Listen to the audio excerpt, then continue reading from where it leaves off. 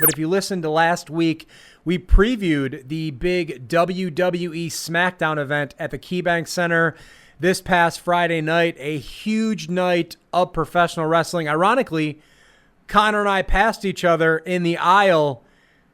What section were you in? 122. So I think you were over from us. We grabbed the seats that were right in the corner before the stage was all set up. Yeah, we had right where the entrance where the wrestlers came out is where we were sitting. We were a little bit obstructed from the ring, from the camera where it was placed, but seeing the energy and being that close was awesome. When did you get the tickets for the event? 3 hours before.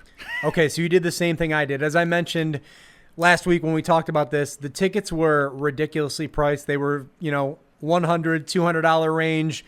But I told everybody if you wait till Friday when they set everything up and they see what extra seats they have to work with, that's when you jump on them. So I got our seats Friday afternoon, Friday morning-ish, maybe around 11 o'clock. And they ended up being, with fees and everything, $60 a ticket. Not bad seats, but as you mentioned, the camera was in the way, but I'm not worried about that. If I can save a couple bucks, get a meal beforehand, get something in the hallway in regards to a high noon, or I had a neutral, cranberry flavored, which was very delightful. I've never had a cranberry neutral. I'm going to be looking for those this holiday season. But I was very satisfied. It wasn't too long.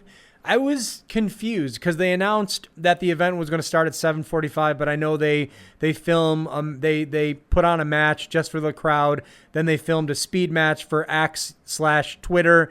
Then the SmackDown taping started at 8 o'clock, and I think the event was done at around 8:15 when the six-man match was over. So really, from start to finish, a great mix, very entertaining. What are your takeaways from what we saw in Buffalo? I mean, I thought it was great every time they get to come to Buffalo, whether it's for a pay-per-view or just another episode of Raw or SmackDown, seeing some of the big names that were there, like Cody Rhodes, Roman Reigns. They're really building up storylines to a pay-per-view coming up for Survivor Series War Games, and they set the seeds a little bit in place to how they're going to set that up for that pay-per-view. Just the talent and WWE since Triple H has taken over and what they've done with the company, I can't speak any highly about it. It's really night and day from the previous era. They're double taping shows so that wrestlers can spend time with their families during Thanksgiving. It just seems like a great place that wrestlers want to work at.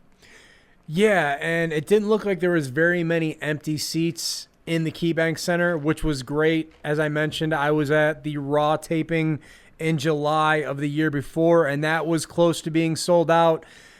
Their new business model, instead of touring every weekend just straight through the year, you're doing Raw on Monday, SmackDown on Friday, like you mentioned. Sometimes you'll double up, and then you'll do a tour of 12 to 14 cities. The talent has that time off to recover, recuperate. Speaking as someone in the wrestling industry, I can see a counter argument about getting all that time off. Like any other high-level sport, you need to get your reps in, you need to practice. Sure, you got the Performance Center down in Florida, but there's a reason why wrestlers are on the road so much, to perfect their craft, and then everything gets easier. You avoid injuries, your body gets used to the grind. And I'm interested to see if that's going to lead to more injuries. Obviously, these high-level athletes are in great shape, so they train year-round. But, you can go and do a CrossFit workout, which doesn't equal just being in the ring for 5 minutes. It's like night and day. So hopefully, again, this lesser schedule won't translate to more injuries, and it'll let people stay safe and just continue to plunge forward and keep working. One thing that really impressed me being there on Friday night was just seeing the long lines in the merchandise aisles. And when that happens, your product is hot. You're doing something right. You're seeing people obviously in the building are already wearing their WWE shirts, but they're walking out with replica belts and T-shirts and all that other fun stuff too. Yeah, the line was all the way to the elevators when I was getting in there. And what was really cool is they combined Buffalo sports with wrestlers that have T-shirts with them. So there was like a Cody Rhodes Buffalo Sabres shirt, which I thought was really cool. And they kind of piggyback off the local sports teams. But there's so many people that were in line for those, and I mean they're selling them at $40 a pop, and you can't get enough of it. I mean, for sure. You cannot argue with WWE's marketing strategy. I know when Brock Lesnar was on his run with Suplex City, you would have a Suplex City Buffalo shirt. They had a Steve Austin Buffalo 316 shirt, and they have really done a great job at capturing the whatever town that they are in. Another thing that was really great to me, I saw a lot of families. It was a Friday night, so a lot of kids were there, and that's what you want. You're going to have the hardcore black T-shirt wrestling fans no matter where you go. The anime, the cosplayers, the people walking around in their 40s that have a $500 belt around their shoulder or over their shoulder or around their waist. Those people are going to be there. They're going to be there no matter what. But if you get the families to come, you have a family of 4 coming out on a Friday night, buying 4 tickets, buying 4 Pepsis or Cokes, buying 4 popcorns, maybe a couple hot dogs, going to the merchandise stand, you're doing something right, and you're building your fan base year after year after year. Definitely, and there's obviously big stuff happening with WWE next January, moving Raw to Netflix, and there's going to be a big premiere episode for that. John Cena is doing his final run in 2025, which a lot of people are excited about. But just everything that I talk about with the company being in the hands of Triple H, things seem to be running pretty smoother. The product is really producing for the people, and with The Rock coming back, I mean, there's a lot of hype with WWE right now. In full disclosure, I'm going back and forth right now with my season ticket account manager for the new Bills Stadium, kind of working on some stuff and thinking about that. I'm thinking a lot about the potential for having a SummerSlam here when we get the new stadium. They were just in Cleveland. They were in Detroit. There's no reason why they can't come to Buffalo. Buffalo, a long-running wrestling history, a huge wrestling town. I'm thinking 27, 28, maybe 29, we bring SummerSlam here. I think that's a great idea, especially with the fact that it was just in Cleveland.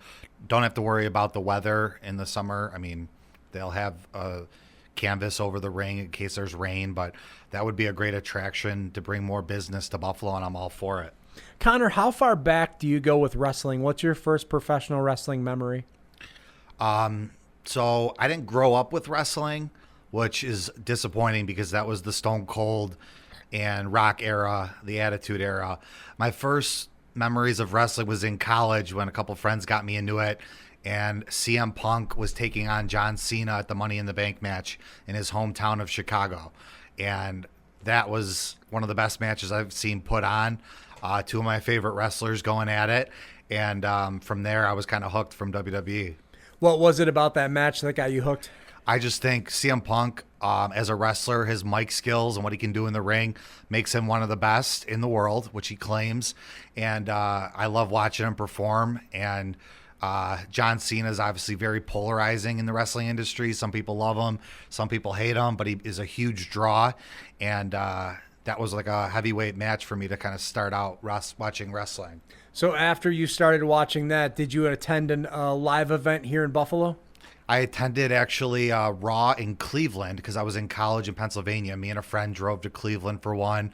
I attended pay-per-view in Buffalo, and then I attended another live event in Buffalo. So yeah, when I know it's coming, I definitely have to be there. That's the thing too. When we talk about the event once again, last Friday, KeyBank Center here, you have those people that when they see that there's a wrestling event coming, they will put it on their calendars.